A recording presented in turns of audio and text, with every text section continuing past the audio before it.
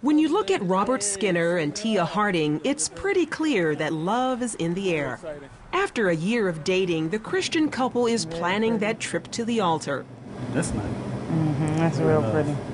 They have high hopes for a loving and lasting marriage. I believe we put God first in all things, and He'll direct our paths. And He said every good man's footsteps are ordered by Him.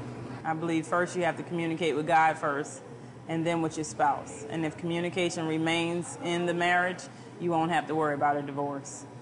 It's fair to say that for most couples starting out in marriage, separating or divorcing never comes to mind. But when the wedding is over and reality sets in, what makes the difference between the couple who works through the hard times and the ones who just call it quits? 28 years and 3 kids later, Ron and Gwen Berghold's marriage is still going strong.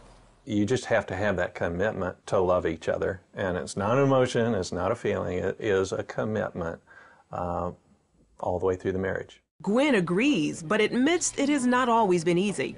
When we get upset with each other, I have to think of what's best for him, not just me. I have to get over my selfishness and go, well, how can I help Ron? What's best for him and for us together? And what about couples who find themselves losing that love and feeling soon after tying the knot?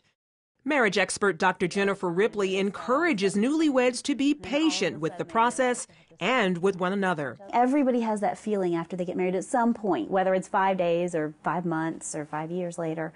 What did I do? What is it that I'm supposed to be doing here?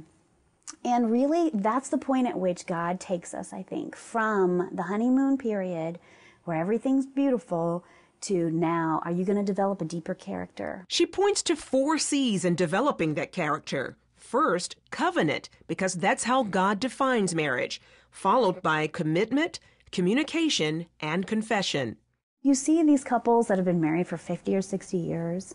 You see them go through many things, but they've held their commitments to each other. They've prioritized the relationship as a covenant.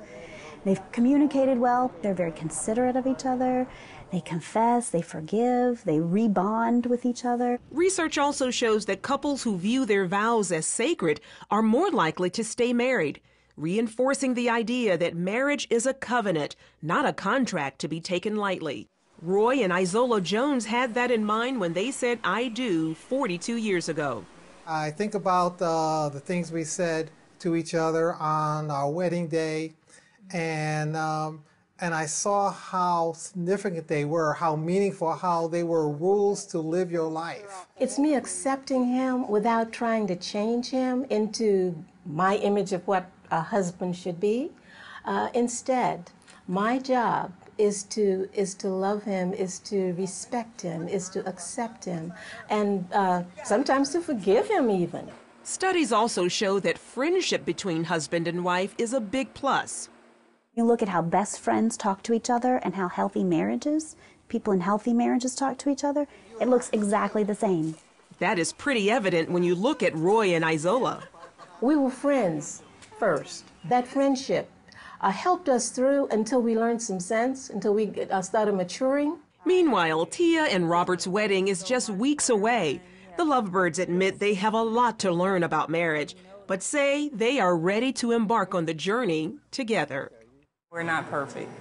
There's going to be flaws. There may be some ups and downs, but we're willing to work it out. Charlene Israel, CBN News.